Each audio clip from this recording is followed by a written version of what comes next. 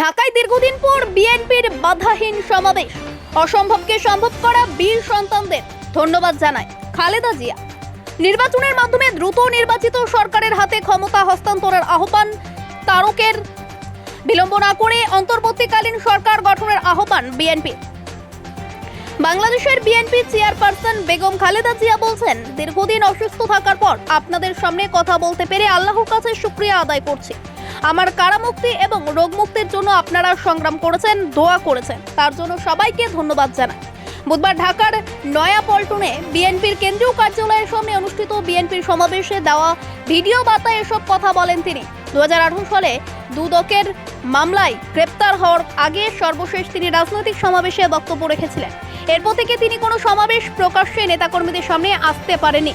তিনি দীর্ঘদিন রাজনীতি থেকে নিষ্ক্রিয় ছিলেন। গতকাল তিনি নির্বাহী আদেশে মুক্তি পান। দ্রুত সময়ের মধ্যে জাতীয় নির্বাচনের মাধ্যমে নির্বাচিত সরকারের হাতে ক্ষমতা হস্তান্তরের আহ্বান জানিয়েছেন বিএনপির ভারপ্রাপ্ত চেয়ারম্যান তারেক রহমান। তিনি বলছেন, খুব দ্রুত সময়ের মধ্যে নির্বাচন দিয়ে গণতান্ত্রিক সরকারের কাছে ক্ষমতা হস্তান্তর করুন।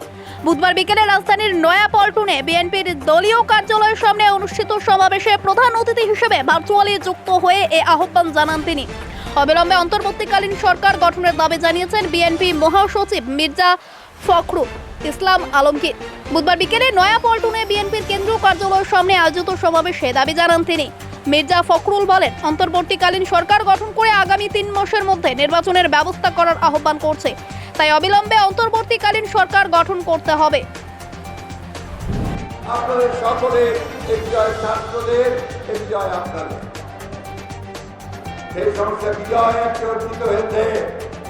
সেই বিজয়কে সুসংগত করা, এটাই হচ্ছে এখনকার একটা নতুন বাংলাদেশ নির্মাণ করতে চাই। আমরা গণতন্ত্রের বাংলাদেশ নির্মাণ করতে চাই। আমরা ন্যায় বিচারের, মানবাধিকার, সাম্য এবং কল্যাণমূলক রাষ্ট্র আমরা নির্মাণ করতে চাই। আমরা এই ব্যাপারে ছাত্রদের সঙ্গে সম্পূর্ণ একমত। তাদের সমস্ত এই যে বক্তব্য, সেই বক্তব্যে আমরা সমর্থন করছি। বন্ধুগণ, আজকে আমাদের অত্যন্ত